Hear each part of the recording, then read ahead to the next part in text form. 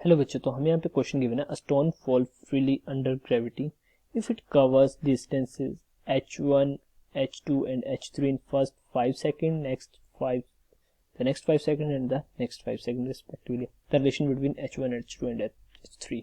ठीक है, तो एक क्या हो गया, स्टोन फॉल करा, ठीक है, स्टोन गिरा कहीं से, किस साइड से, और वो डिस्टेंस कवर कर रहा है h1 h2 एंड h3. तो पहले उसने 5 सेकंड कवर करा, फिर उसके नेक्स्ट 5 सेकंड और ही है उसने कवर करा. तो मैं h1 h2 और h3 का हमें रिलेशन बताना. ठीक है, तो यहाँ पे देखो, पहले मैं कहता हूँ कि डायग्राम कर लेता हूँ. ठीक है, तो पहले यहाँ पे देखो, यहाँ तक आया हमारा, ये इतना आ गया h1 डिस्टेंस. ठीक है, h1 डिस्टेंस कितने करा, 5 सेकंड में ट्रैवल करा. ठीक है उसने.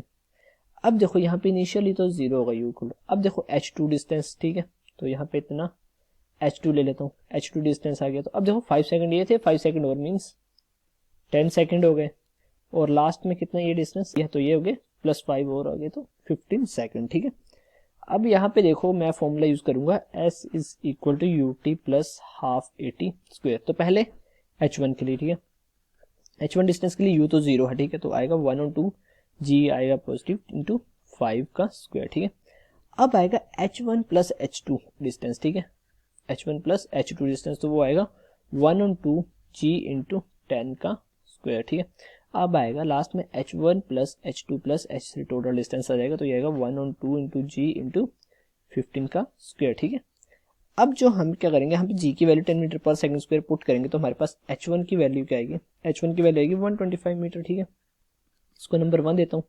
अब निकालते हैं h1 प्लस h2 की वैल्यू. तो h1 प्लस h2 की वैल्यू जब g की वैल्यू पुट करूंगा तो मेरे पास आएगी 500 मीटर.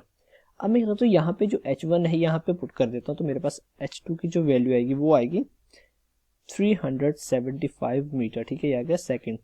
अब क्या करेंगे, हम h1 plus h2 plus h3 की वैल्यू निकालेंगे, तो वो आएगी 1125 मीटर. ठीक है, अब मैं क्या करूंगा, h1 और h2 की वैल्यू यहाँ पुट कर दूंगा, h2 की और h1 की वैल्यू यहाँ पुट कर दूंगा, तो मेरे पास h3 की वैल्यू कितनी आएगी, 625 मीटर.